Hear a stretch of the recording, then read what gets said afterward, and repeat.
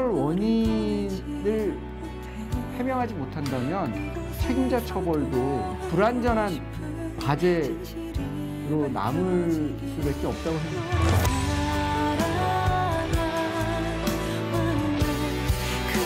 시간이 있었는데 왜 그렇게 탈출을 안 시켰는지.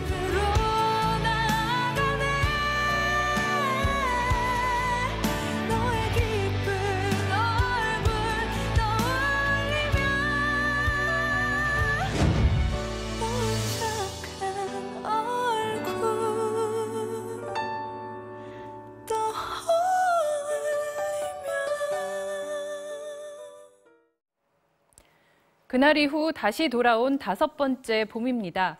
하지만 풀린 것보다 풀리지 않은 의문과 숙제들이 훨씬 더 많습니다. 모든 기록과 증언, 증거들이 공개되고 투명하게 진상이 밝혀질 때까지 그날의 기억을 누구보다도 아프게 품고 갈 수밖에 없는 게 바로 유가족들일 겁니다. 어렵게 발걸음해 주셨습니다. 유민 아빠 김영호 씨 이 자리에 나오셨습니다. 어서 오십시오. 네, 안녕하십니까. 자, 세월호 가족분들께는 이 안부 인사 하나를 건네는 것도 참 조심스럽습니다만 그동안 어떻게 지내셨나요?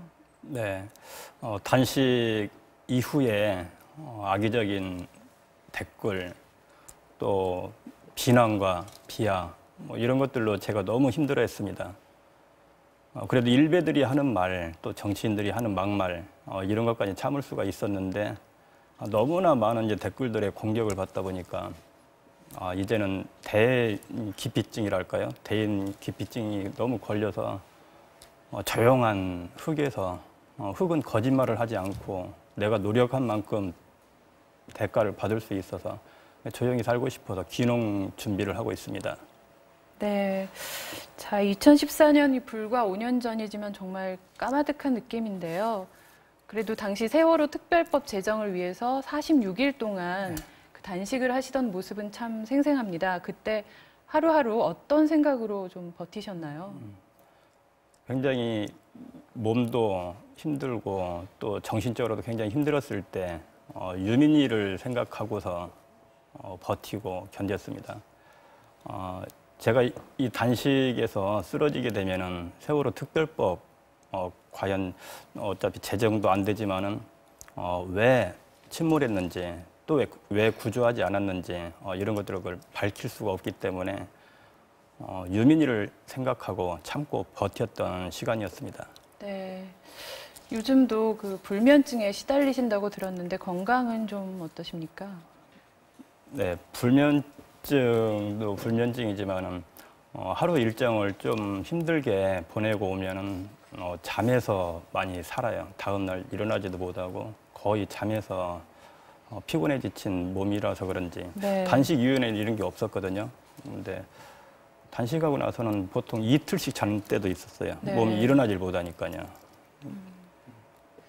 그 거리에서 당시 단식하면서 많은 분들을 만나셨는데 좀 기억에 특별히 남는 분들이 있으실까요? 네.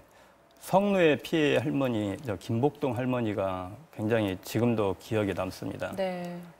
제가 그렇게 힘들게 싸울 때 할머님 또한 굉장히 힘든 싸움을 하고 계셨거든요. 예. 근데 그때 자그마한 봉투 하나 가지고 왔었는데 모든 시민들한테 전혀 받질 않았어요. 후원금이란 거는 저는. 네. 근데 할머니가 주시는 거는 제가 받을 수밖에 없었던 게 어머니 생각이 났어요.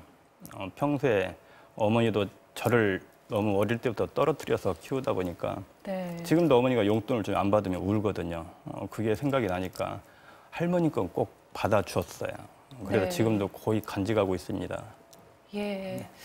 자, 내 의지와는 상관없이 삶이 하루아침에 송두리째 달라진 건데 뭐 당시 유가족분들 모두 마찬가지 상황이셨을 거고요.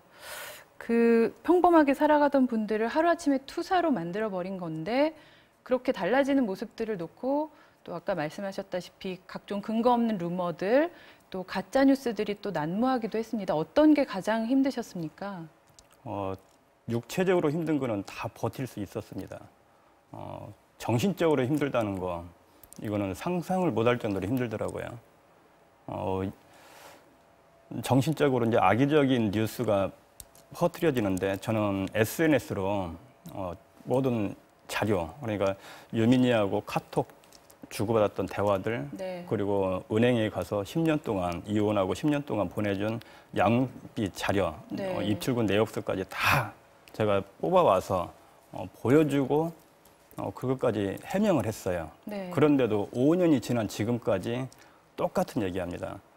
양육비 10년 동안 이혼하고 200만 원뿐이 안 줬다. 뭐 귀족 스포츠 국공을 했다. 그리고 뭐 아이를 평생 돌보지 않다가 네. 갑자기 나타나서 보상금 받으려고 나타났다는 등 뭐 여러 가지 악의적인 뉴스가 제가 해명을 했음에도 불구하고 오히려 지금 똑같다는 거예요. 네. 그 어떤 방송사들이 뭐 정정 보도 한번 해준 것도 없고 뭐 저한테 사과한 적도 없고 그러다 보니까 지금까지 끝까지 이어오는 것 같습니다. 그 부분이 가장 힘듭니다. 정신적으로 거짓이 진실이 되어버리는 거. 사실 저희 MBC도 그런 부분에서 자유롭지 못한데 이 자리를 빌어서 다시 한번 사과드립니다. 자, 이 가만히 보면 초기에는 유가족들이 순수하지 않다 이런 류의 막말들이 돌다가 요즘에는 그만해라 지겹다 네. 이런 식으로 지금 나오고 있지 않습니까? 그 이번에도 또 어김없이 그런 막말을 공개적으로 하는 정치인들이 등장했는데 어떤 말씀을 좀 해주고 싶으신가요? 네.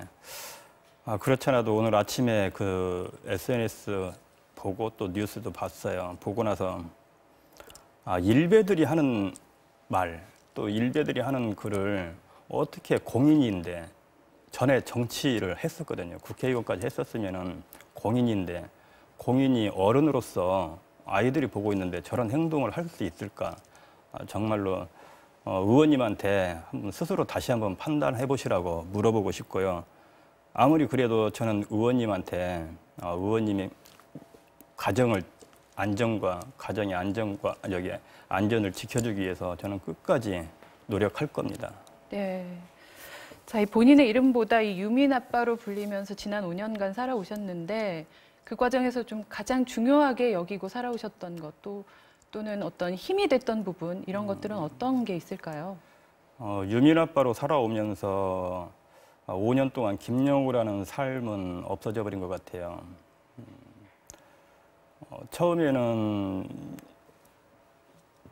그래도 버텨야 된다, 뭐 이런 생각으로 버텨왔는데 이게 쌓이다 보니까 사람들 모여 있는 곳에 가지 못하겠어요. 네. 모여 있는 곳에 가면은 저 사람들 중에 나를 혹시 비난하고 헐뜯는 사람이 있지 않을까 이런 생각을 하다 보니까 시선이 똑바로 사람 눈을 바라볼 수가 없을 정도로 네.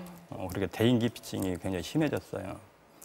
그래서 그 이후의 삶은 아마 김영우라는 삶은 없어져 버린 것 같다는 거.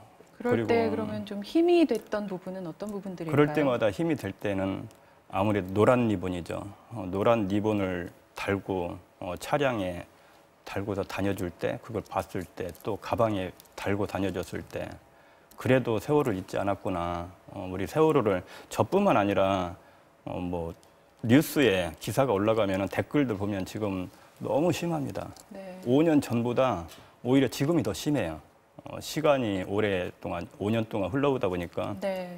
더 심해져서 시간적인 논리로서 지금 프레임을 끌고 가는 것 같아요. 예. 그래서 지금은 저희는 노란 리본을 볼 때 가장 힘이 나요. 네. 우리를 끝까지 아직도 기억을 하자. 잊지 않겠다는 의미도 있고요. 예, 자, 현 상황에 대한 얘기를 조금 구체적으로 해보겠습니다. 이 참사 이후에 기무사가 유족들의 아주 개인적인 생활까지 다 사찰을 하고 또 이 보수단체를 통해서 맞불 집회를 이렇게 독려하기도 네. 했다. 뭐 이런 내용들이 속속 드러나고 있는데 아버님께서도 그런 피해를 당하신 경험이 있으신 거죠? 네, 저는 제가 국정원 사찰 당했던 것도 몰랐었어요. 김영환 고 민정수석 김영환 수첩에서 나왔기 때문에 알게 된 사실인데요. 네. 제가 단식을 하고 46일 동안 단식하면서 40일째 쓰러졌어요. 쓰러져서 이제 병원에 실려간 이후에 그 전날 동구병원에 그 이보라 선생이 어떤 사람이냐, 유민 아빠가 어떻게 알게 됐냐, 뭐 네. 이런 사찰에 들어갔던 내용이 있었고, 그리고 다음 날 22일 날 저희 고향을 사찰을 했던 내용이 있었습니다. 그때 뉴스타파에서 집중 취재를 했어요. 저희 집에까지 찾아가서. 그리고 네. 고향에 찾아가서 면 삶아서 면장도 만나보고 그리고 국정원에 직접 통화도 했습니다. 근데 그런 사실이 전혀 없다고 했었는데 2017년도에 밝혀졌었죠. 봄에 네. 민정환 여기 민정수석 그 업무 일지에 고스란히 저의 병원에 있었던 상황, 혈압, 맥박 뭐 이런 게 정상이다. 그리고 고양이는 명절에만 한 번씩 내려오고 네. 학교는 안 다니고 아주 굉장히 자세하게 다 적혀 있었습니다. 그걸 보셨을 때 느낌이 어떠셨어요? 너무 섬뜩하시지 않았을까 싶은데요.